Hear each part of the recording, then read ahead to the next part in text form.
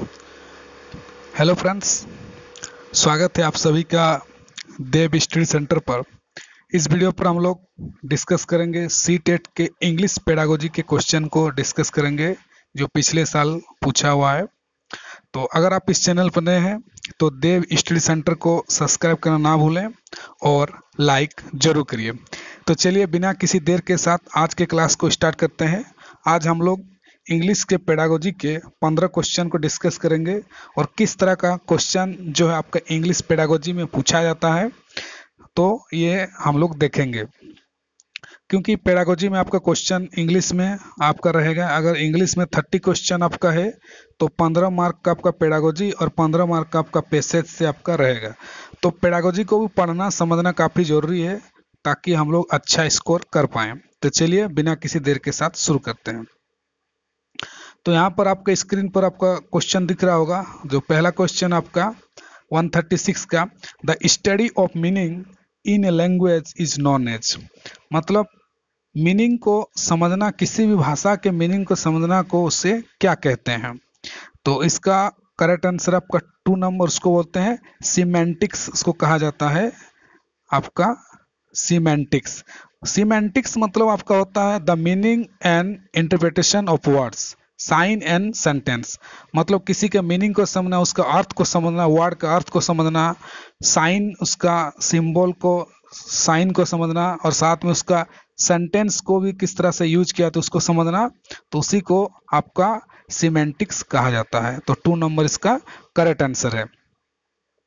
बढ़ते हैं अगला क्वेश्चन की तरफ। नेक्स्ट क्वेश्चन आपका स्क्रीन पर दिख रहा होगा आपका 137, the teacher tales a story about animal, एक शिक्षक जो है जानवरों की कहानी बताते हैं।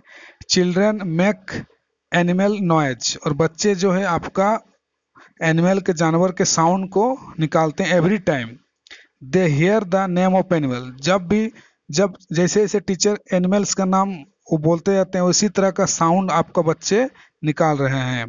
तो इट इज, ये क्या है। तो इसको जो है 137 का वो आपका करेक्ट आंसर है आपका 1 नंबर। इसको कहा जाता है टोटल फिजिकल रेस्पॉन्स, इसको टोटल फिजिकल रेस्पॉन्स कहा जाता है जब बच्चे उसी तरह का साउंड निकालते हैं। तो 1 नंबर इसका करेक्ट आंसर है 137। उसके बाद बढ़ते हैं अगला 138 पर। Any of a wide variety of exercise, activities और device use in the language classroom for realizing lessons objective is known as, जब कई तरह के एक्सरसाइज कराए जाते हैं, एक्टिविटी कराए जाते हैं या कोई डिवाइस यूज किया जाता है आपका लैंग्वेज क्लासरूम में, तब उसको क्या कहेंगे, उसका ऑब्जेक्टिव को क्या कहेंगे। तो इसका जो आपका करेक्ट आंसर है उसको टेक्निक्स कहा जाता है आपका टेक्निक्स। जब कई सारी चीज़ों को आप क्लासरूम में, लैंग्वेज क्लासरूम में यूज करते हैं, डिवाइस को यूज करते हैं, कई सारे एक्सरसाइज कराते हैं, उसको टेक्निक्स कहा जाता है। तो 2 नंबर इसका करेक्ट आंसर है। नेक्स्ट क्वेश्चन 138 व 139 नंबर। 139 नंबर यहाँ पर देख सकते हैं आपके क्वेश्चन पर, ए टेस्ट व्हिच इज एडमिनिस्ट्रेटेड आपका, which is administrated at the end of the language course for remedial teaching is, जो एक टेस्ट जो आपका लिया जाता है end of a language course, मतलब जो आपने पूरा लैंग्वेज, पूरा भाषा बच्चों को पढ़ाया सिखाया और लास्ट में आपने एक टेस्ट लिया आपका एंड में, तो उस चीज़ को हम क्या कहेंगे। तो देखिए इसका जो कई सारे टेस्ट, डायग्नोस्टिक टेस्ट दिया है, प्लेसमेंट दिया है, फिर अचीवमेंट टेस्ट दिया है, मेमोरी टेस्ट दिया है। तो इसका जो करेक्ट आंसर है वो आपका 3 नंबर है, उसका अचीवमेंट टेस्ट इसको कहा जाता है कि लास्ट में जब हम कोई टेस्ट लेते हैं बच्चे कितना सीखे, कितना अचीव किए, तो उसी को हम लोग कहते हैं अचीवमेंट टेस्ट। तो 3 नंबर इसका करेक्ट आंसर है। बढ़ते हैं अगले क्वेश्चन पर। आपको 140 number, the practice of grammatical structure in A control manner can be done, मतलब ग्रामेटिकल स्ट्रक्चर को हम लोग प्रैक्टिस करना चाहते हैं कंट्रोल में, एकदम कंट्रोल में कैन बी डन, किस तरह से हम ग्रामेटिकल जो है प्रैक्टिस कर सकते हैं, उसका स्ट्रक्चर किस तरह से प्रैक्टिस कर सकते हैं। तो इसका जो करेक्ट आंसर है आपका 2 नंबर है, गैप फिलिंग ग्रामर एक्सरसाइज। अगर हम फिल इन द ब्लैंक्स को ग्रामर में प्रैक्टिस कराते हैं तो ये आपका जो है प्रैक्टिस ऑफ ग्रामेटिकल स्ट्रक्चर, इससे हम लोग अच्छे से सीख सकते हैं, गैप फिलिंग ग्रामर स्ट्रक्चर। तो आपका ये 2 नंबर सही आंसर है। आगे देखते हैं next question 141। In the backyard the dog bark and howl at the cat is an example. ये एक सेंटेंस दिया हुआ है और आपको बताना है कि सेंटेंस क्या है, सिंपल सेंटेंस है कि सेंटेंस फ्रेगमेंट है, या कॉम्प्लेक्स सेंटेंस या कॉम्प्लेक्स कंपाउंड सेंटेंस है। तो देखिए ये जो सेंटेंस आपका, ये आपका 1 नंबर है कि सिंपल सेंटेंस है। तो यहाँ पर देखिए ये सिंपल सेंटेंस कैसे है, तो देखिए the dog bark and howl at the dog bark and howl howled at the आपका कैट, मतलब जो कुत्ता भौंकता है उसके बाद ये बिल्ली पर आपका। तो ये जो आपका है एक सिंपल सेंटेंस है आपका, ये सिंपल सेंटेंस है क्योंकि आप सेंटेंस जो है एकदम सिंपल दिख रहा है, सिर्फ एक एंड से आपका ये सेंटेंस तो जुड़ा हुआ है एंड से, तो ये एक तो सिंपल सेंटेंस है। 141 आगे देखते हैं 142 पर। तो देखिए 142 आपके स्क्रीन पर दिखता होगा। Which one of the following method of teaching cannot be used interchange with each other? इनमें से कौन सा ऐसा मेथड है जो बदल कर अदला बदली करके इंटरचेंज करके नहीं किया जा सकता है। तो देखिए तो 142 का जो आपका करेक्ट आंसर है वो आपका 3 नंबर, वो आपका है डायरेक्ट मेथड जो आपका इंटरचेंज नहीं किया जा सकता है। तो देखिए डायरेक्ट मेथड जो होता है यूज ओनली टारगेट लैंग्वेज, इसमें सिर्फ टारगेट लैंग्वेज को डायरेक्ट उसको पढ़ाया जाता है, डायरेक्ट टारगेट लैंग्वेज। तो 3 नंबर इसका करेक्ट आंसर है। 142 143 which one of the following statement true, इनमें से कौन सा स्टेटमेंट आपका सही है। तो 143 का जो करेक्ट आंसर वो आपका 4 नंबर है आपका। देखिए while all formative task are main for improving teaching learning some are use for assessment too. तो जितने भी फॉर्मेटिव जो है आपका टेस्ट जो लिए जाते हैं, फॉर्मेटिव टास्क जो दिए जाते हैं वो आपका बच्चों के टीचिंग लर्निंग को इम्प्रूव के लिए लिए जाते हैं, साथ में कुछ जो है आर यूज फॉर असेसमेंट, और कुछ बच्चों का असेसमेंट कितना छात्रों ने स्टूडेंट ने कितना सीखा उनका असेस भी करने के लिए लिया जाता है, साथ में असेस करने के थ्रू ही हम लोग उनका आपका उनके टीचिंग लर्निंग का इम्प्रूव भी होता है। तो 4 नंबर इसका करेक्ट आंसर है। आगे देखते हैं 144 मदर टंग जो है can be influence effectively minimize in the classroom. तो जो बच्चे मदर टंग का इस्तेमाल करते हैं, मदर टंग इन्फ्लुएंस जो प्रभाव होता है, जब बच्चे स्कूल में कोई लैंग्वेज बोलते हैं तो हिंदी बोलने का कोशिश करते हैं या अलग भाषा, तो अपना मदर टंग वो इन्फ्लुएंस होता है, तो उसको मिनिमाइज करने के लिए क्लासरूम में क्या करना चाहिए। तो देखिए 144 का जो करेक्ट आंसर वो आपका 4 नंबर है। इसमें जो आपको जो है giving inputs from the target language, जो लैंग्वेज आप उनको सिखाना चाहते हैं, हिंदी इंग्लिश कुछ भी, टारगेट लैंग्वेज में उनको कुछ कुछ इनपुट्स उनको देना चाहिए in a simple graded manner, simple manner में, और साथ में आपको ज़्यादा से ज़्यादा प्रैक्टिस टारगेट लैंग्वेज में बच्चों को कराना चाहिए ताकि उनका जो मदर टंग का जो इन्फ्लुएंस है वो कम हो जाए, तो उनको ज़्यादा प्रैक्टिस का जरूरत है। तो 144 हो गया, आगे 145 Which one of the following sentence is a result of error arising out of the translation from our language to another?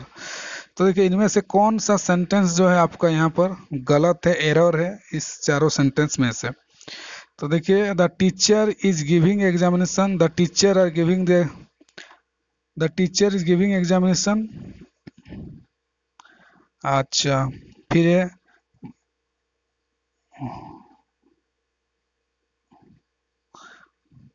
The students giving the exam my joy. तो देखिए यहाँ पर जो आपका करेक्ट आंसर 145 का वो आपका 2 नंबर होगा। The students are giving their examination. देखिए स्टूडेंट्स आर गिविंग एग्जामिनेशन नहीं होगा, the students are taking the examination होगा। अगर स्टूडेंट एक परीक्षा दे रहे हैं तो students are taking the examination होता है, गिविंग नहीं। Teachers are giving the examination हो सकता है, क्योंकि टीचर जो आपका परीक्षा ले रहे हैं, तो जब टीचर परीक्षा लेते हैं उसको आपका टेकिंग द एग्जामिनेशन, आपका गिविंग द एग्जामिनेशन कहा जाता है। और स्टूडेंट जब एग्जाम आपका जब दे रहे हैं, स्टूडेंट एग्जाम दे रहे हैं, तो उसको आपका टेकिंग द एग्जामिनेशन कहा जाता है। तो ये आपका correct answer 140 by 146। Reading skill can be develop best. Reading skill को बहुत अच्छी तरह से डेवलप कैसे किया जा सकता है? तो 146 का करेक्ट आंसर आपका 2 है। Focusing on the use of the word from context in the text. तो जो वर्ड को अच्छी तरह से हम लोग ध्यान में रखेंगे यूज करते टाइम, टेक्स्ट बुक्स में जो भी हम पढ़ रहे हैं उसको वर्ड सबको अच्छा से, अगर हम अच्छा से देखेंगे और उसका कॉन्टेक्स्ट को देखें किस कॉन्टेक्स्ट में ये वर्ड को यूज किया गया है, तो आपका हम लोग रीडिंग स्किल को बहुत अच्छा से सीख सकते हैं। तो 2 नंबर इसका करेक्ट आंसर है। 146 147। तो ये क्वेश्चन काफी दिया है। हु वुड बी द 146 के बाद 147, हाँ ये वाला 47। Who would be the implementer of the education. तो एजुकेशन को इम्प्लीमेंट करने के लिए कौन होगा? तो 147 का 2 नंबर जो आपका एजुकेशन डिपार्टमेंट ही मेन जो होता है आपका एजुकेशन को आपका इम्प्लीमेंट करने के लिए। तो 2 नंबर इसका करेक्ट आंसर है 147। उसके बाद बढ़ते हैं 148 क्वेश्चन। तो 2 या 3 क्वेश्चन बच गया हम लोग का। 148 देखिए 148। तो ये क्वेश्चन दिया, ए लिसनिंग स्टिमुलस क्या होता है? सुनने का जो एक स्टिमुलस है उत्प्रेरक क्या है? तो देखिए 148 का जो आपका करेक्ट आंसर है वो है आपका 2 number. Is a listening is listening to a good commentary to review it. आपका ये आपका लिसनिंग स्टिमुलस जो है आपका है, ये करेक्ट आंसर है 2 number. 48 40 149। If a language teacher has taught a topic in the class and no student आपका asks question in her class, then it may be।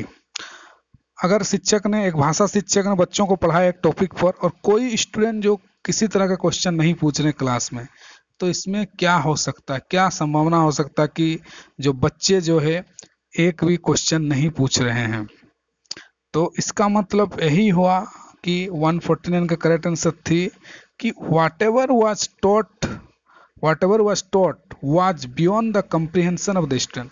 मतलब जो भी चीज आप टीचर के द्वारा पढ़ाया गया है आपका बियॉन्ड द कम्प्रीहेंसिव स्टूडेंट, मतलब स्टूडेंट के समझ के बाहर है, मतलब स्टूडेंट समझ ही नहीं पाए अच्छा से उस चीज को, इसीलिए आपका 3 नंबर इसका करेक्ट आंसर होगा। और आज का जो लास्ट क्वेश्चन है जो काफी इजी क्वेश्चन आपका डायरेक्ट क्वेश्चन दिया है, the founder of the structural grammar was. कौन है स्ट्रक्चरल ग्रामर का फाउंडर आपका इंग्लिश पेडागोजी के अंदर? तो इसका जो आपका करेक्ट आंसर है आपका चोम्स्की है, आपका नॉम चोम्स्की जो है आपका founder of the structural grammar है। तो इसी तरह से हम लोगों ने आपका इंग्लिश पेडागोजी के जो 15 क्वेश्चन है पूछा हुआ था उसको डिस्कस कर लिए। और इसी तरह का आपका इंग्लिश पेडागोजी क्वेश्चन एग्जाम पूछा जाता है, आपको अच्छी प्रैक्टिस की जरूरत है। और पिछले साल का पेपर को अगर आप सॉल्व करते हैं 7-8 साल के पेपर को, तो उसी में से डायरेक्ट आपका क्वेश्चन आपका एग्जाम में आ जाता है। तो पिछले साल का पेपर को सॉल्व करना काफी इंपॉर्टेंट है। साथ ही आप मेरे टेलीग्राम चैनल देव स्टडी सेंटर इस पर आप ज्वाइन कर सकते हैं। वहां पर मैंने कई सारे नोट्स को शेयर किया हुआ है, और सीडीपी का नोट्स हो या आपका साइंस का नोट्स हो, साइंस का कुछ नोट्स है, हिंदी पेडागोजी, इंग्लिश पेडागोजी, सारा नोट्स वहाँ शेयर किया हुआ है, वहाँ से आप पढ़ सकते हैं। और लास्ट में मैं सारा स्ट्रेटजी भी ऑलरेडी शेयर किया हूँ, किस तरह से आप पेपर 1 पेपर 2 तैयारी कर सकते हैं। और अंत में सब्सक्राइब और लाइक करना ना भूलें। मिलते हैं किसी और वीडियो के साथ। Thank you so much.